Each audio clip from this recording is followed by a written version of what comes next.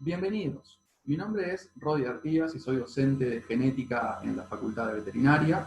Y el tema que vamos a ver en el teórico asincrónico de hoy es la regulación de la expresión génica en los procariotas. Este teórico va a estar dividido en dos videos para facilitar un poquito su análisis posterior. Los objetivos que vamos a perseguir en la clase de hoy básicamente es comprender la necesidad que tienen los procariotas de regular la expresión de sus genes, conocer específicamente cuáles son los mecanismos de regulación génica en los procariotas, comprender la estructura y el funcionamiento de lo que más adelante vamos a llamar unidades transcripcionales, y por último, conocer la importancia de los mecanismos de regulación en los procesos de comunicación bacteriana.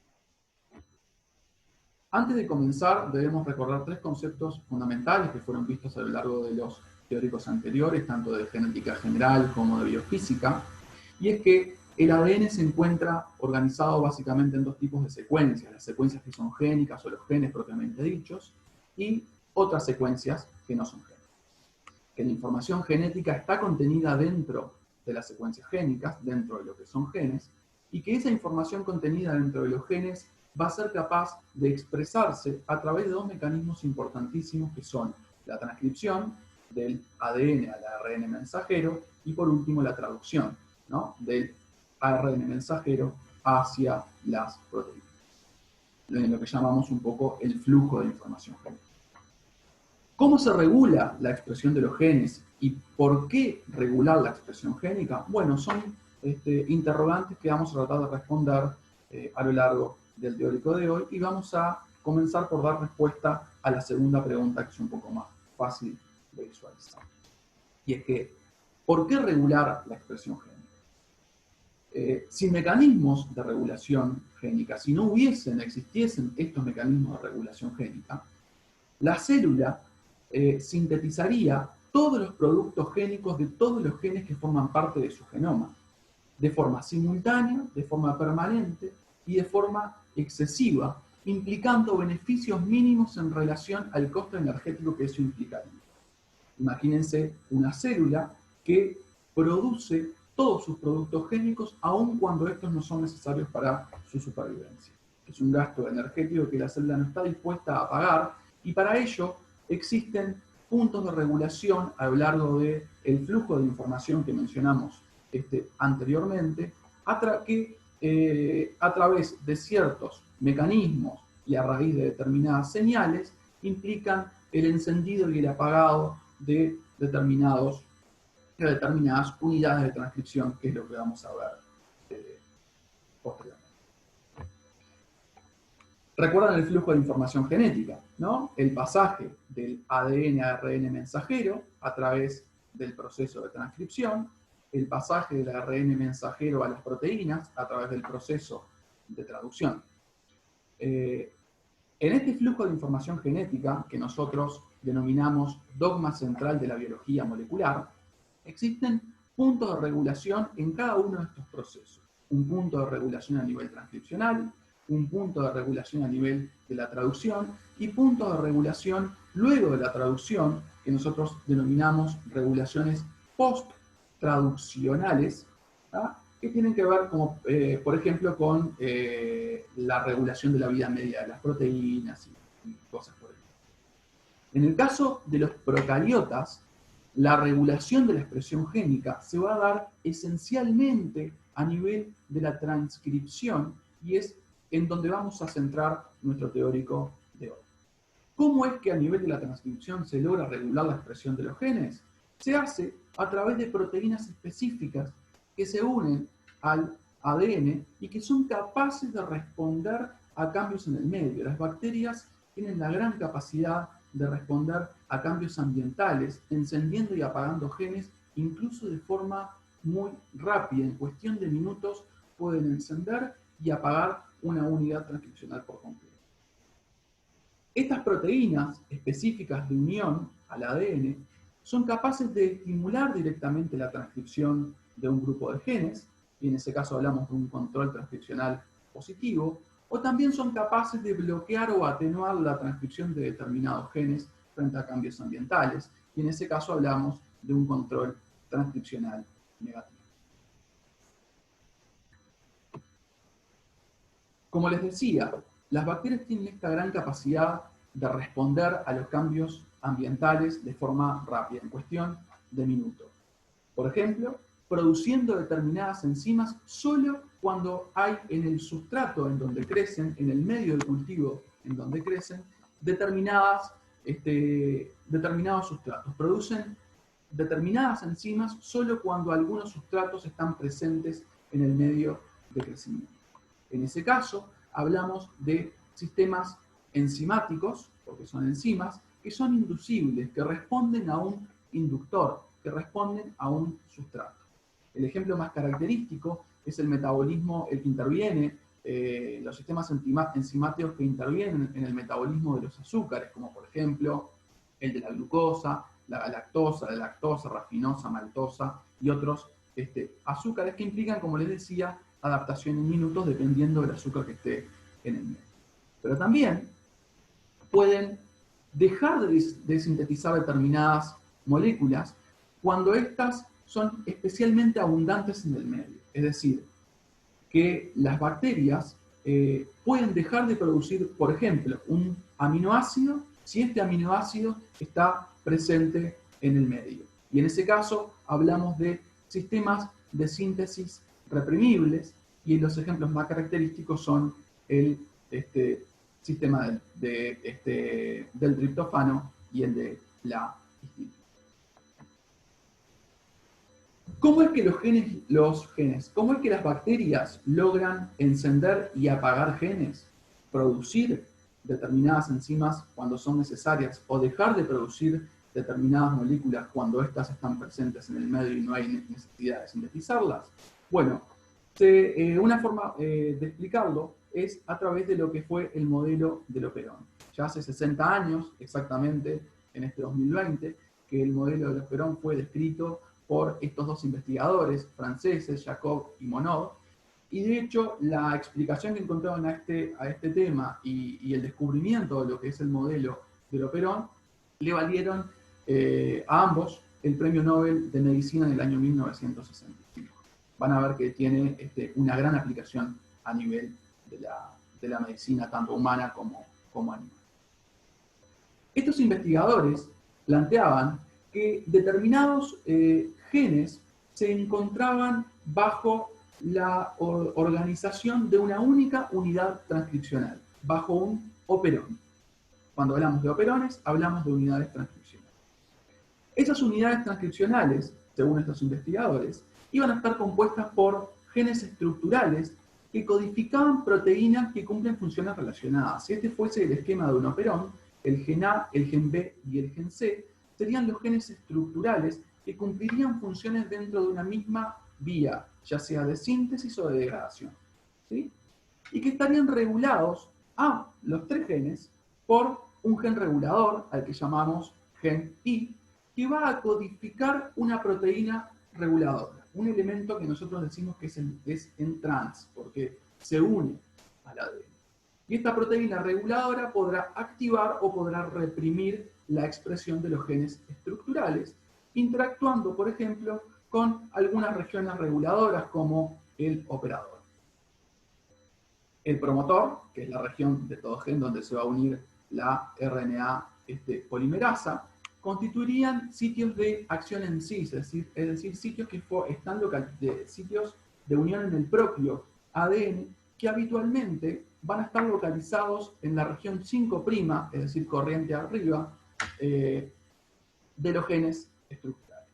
El operón entonces va a estar formado por genes estructurales, genes con funciones relacionadas dentro de una misma vía de síntesis o de degradación, regiones reguladoras, promotores y operadores, y un gen regulador, un gen capaz de codificar una proteína reguladora que interactuará de alguna forma con las regiones reguladoras de los genes.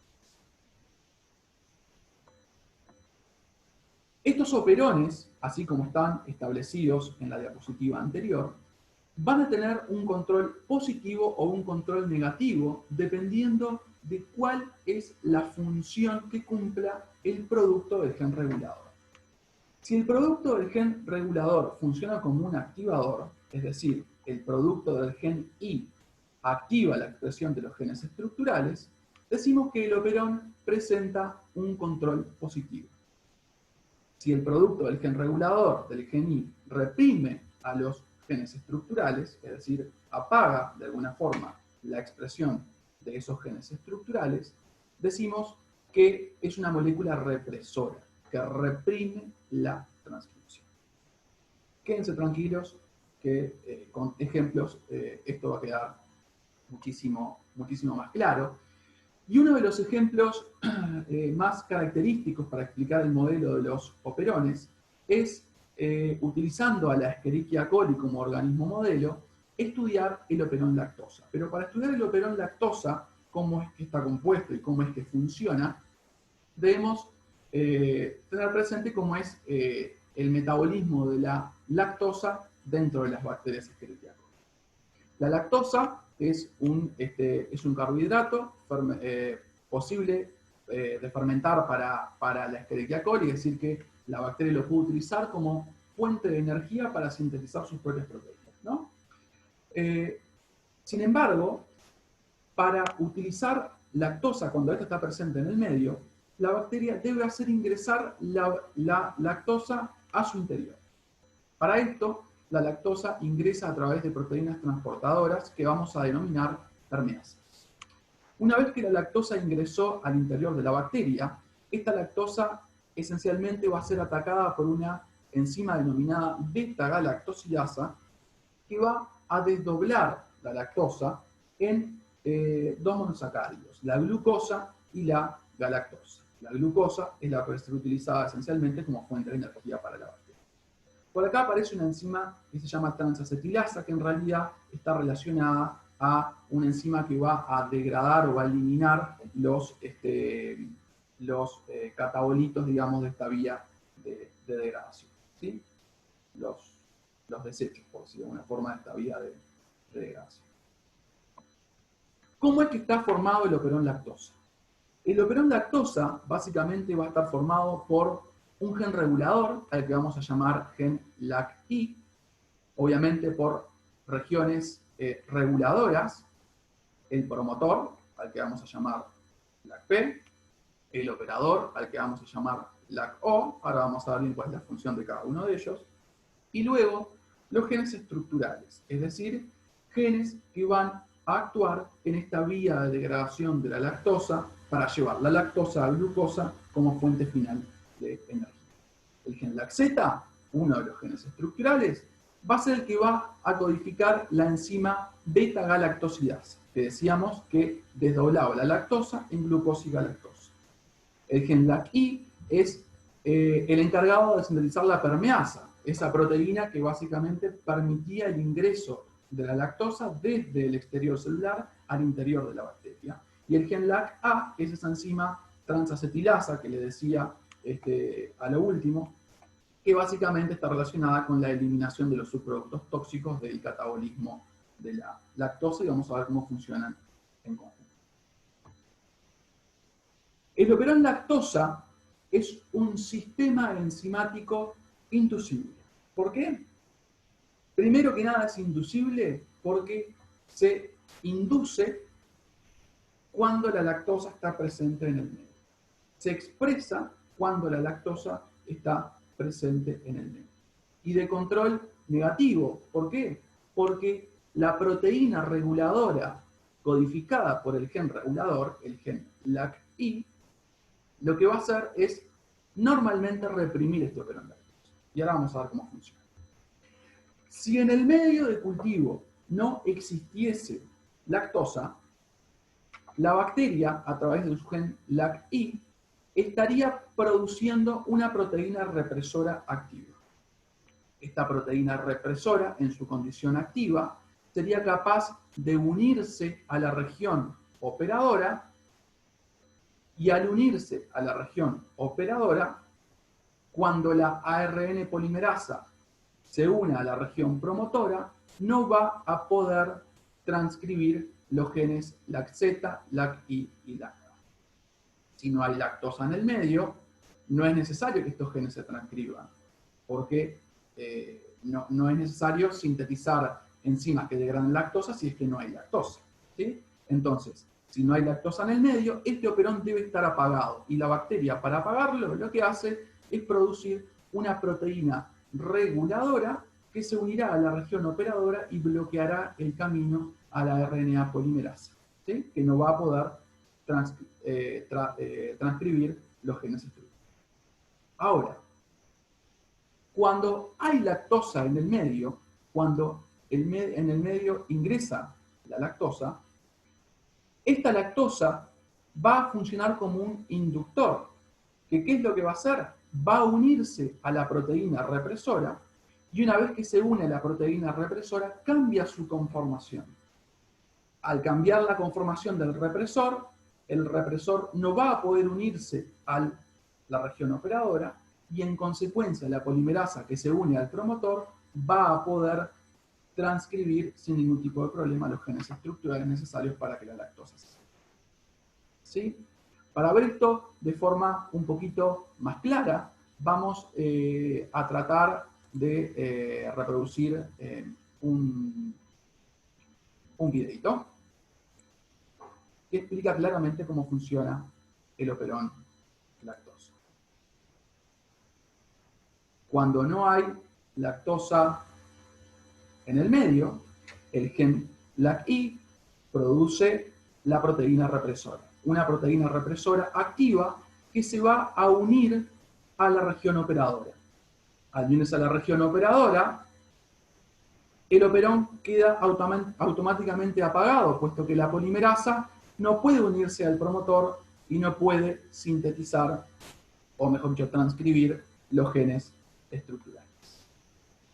En presencia de lactosa, el operón se enciende. ¿Por qué? Porque la lactosa se va a unir a la proteína represora.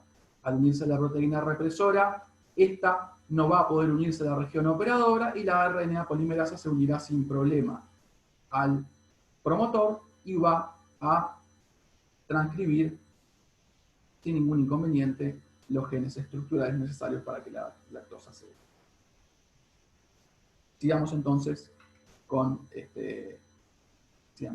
la clase.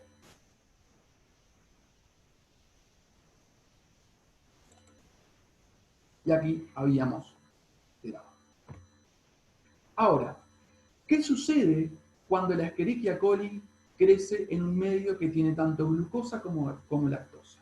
En un experimento que se realizó por estos investigadores ya hace bastantes años, pero es un experimento bien claro, que nos explica la capacidad de adaptación de estos sistemas enzimáticos de las bacterias y para que vean que es en cuestión de minutos. Lo que se hizo fue cultivar Escherichia coli en medios que tienen tanto glucosa como lactosa como fuentes de energía. ¿Sí? En esta curva, en esta gráfica, se muestran dos cosas. Por un lado, el crecimiento bacteriano que se da en esta curva. ¿Sí? Y por otro lado, la producción de beta-galactosidasa, que es la enzima encargada de degradar lactosa. Observe. Cuando la bacteria crece en un medio de cultivo que tiene glucosa y lactosa, hay un gran crecimiento bacteriano inicial hasta el minuto 50 de cultivo, sin que aumente la producción de beta-galactosidasa. ¿Qué quiere decir esto? Que durante estos primeros 50 minutos, la colonia bacteriana está creciendo sin necesidad de utilizar la lactosa como fuente de energía. Esto es porque utiliza glucosa como fuente de energía. Una vez que la glucosa se acaba, no queda más glucosa para que las bacterias utilicen, el crecimiento bacteriano se detiene, entra en una fase de meseta, justo coincidente con el momento en que la beta-galactosidasa, producto del operón lactosa, comienza a aumentar. Quiere decir que a partir del minuto 50, el operón lactosa se enciende y comienza a producir beta-galactosidasa. Fíjense que en la medida que la beta-galactosidasa aumenta, quiere decir que la lactosa se empieza a degradar a glucosa, nuevamente las bacterias comienzan a crecer con esa fuente de energía. Aquí lo que vemos es que dos cosas, que en presencia de glucosa y galactosa, las bacterias prefieren utilizar glucosa, y que la adaptación de estos sistemas enzimáticos, la adaptación bacteriana, el encendido de estos sistemas enzimáticos, se modula en cuestión de minutos.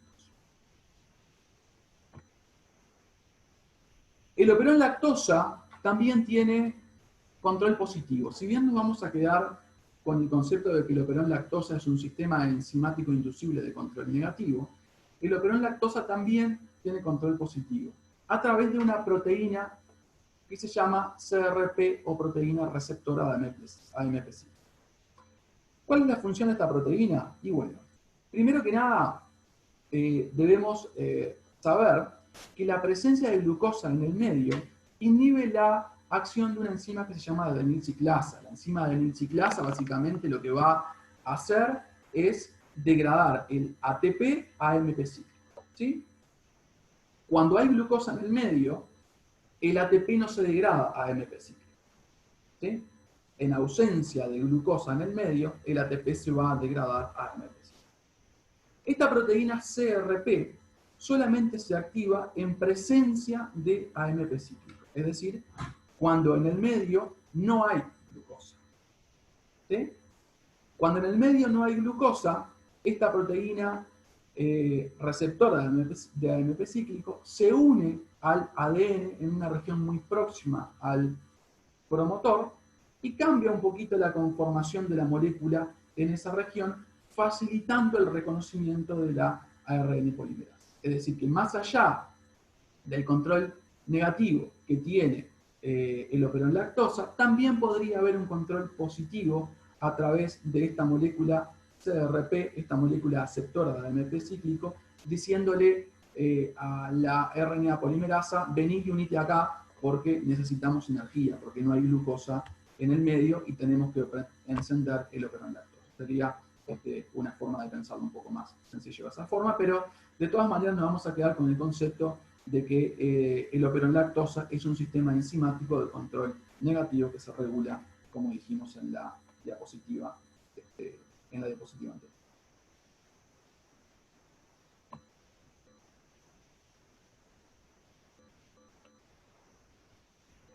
Otro sistema enzimático que vamos a encontrar es el operón triptofano. El operón triptofano, a diferencia de lo que pasaba con el operón lactosa, no va a ser un sistema enzimático inducible, va a ser un sistema enzimático reprimible, que también va a presentar control negativo. El operón lactosa va a estar formado, como todo operón, por un gen regulador que va a producir una proteína reguladora, un promotor, un operón, y en este caso 5 genes estructurales que van a estar vinculados en la síntesis de triptofano. El triptofano es un aminoácido esencial para las bacterias, para lo que tiene que ver con la síntesis de sus propias proteínas. Es decir que si no hay triptofano, no va a haber síntesis proteica para las bacterias. Es decir que si en el medio no tengo triptofano, las bacterias tienen que producir y tienen la capacidad de producir. Por lo que, en ausencia de triptofano, este operón va a estar encendido. Estos genes estructurales tienen que estar funcionando para producir. ¿Sí? ¿Cómo es que funciona? El gen I, que es el gen regulador, va a producir una proteína reguladora que tiene funciones represoras del operón, pero que cuando no hay triptofano, esta proteína represora va a estar inactiva. No se va a unir a la región operadora. Y es lo que va a pasar siempre. Ahora, cuando yo agrego triptofano al medio, la bacteria no tiene por qué producir triptofano, porque lo más fácil para ella es directamente ir y tomarlo del medio de cultivo y no gastar energía en sintetizarlo. Por lo tanto, este operón triptofano de alguna forma tiene que apagarse. ¿Y cómo es que se apaga? En este caso, el triptofano va a funcionar como molécula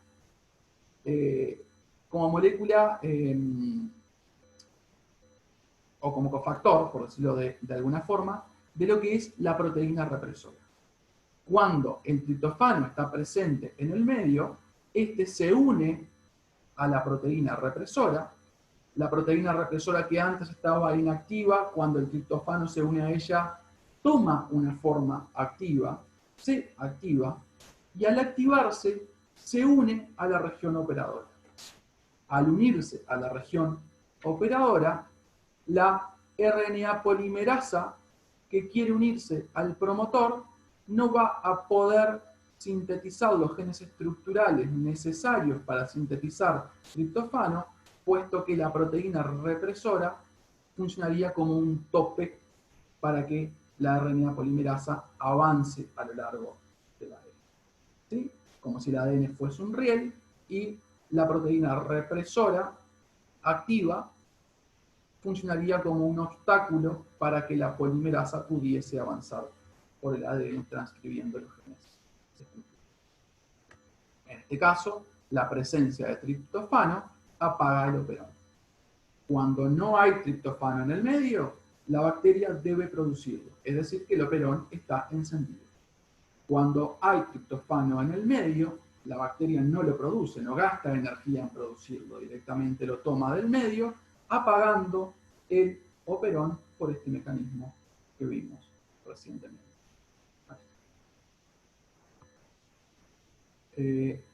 Dejamos este primer video por acá y retomamos la importancia, en el segundo video retomamos con la importancia de los operones en los sistemas de comunicación bacteriana.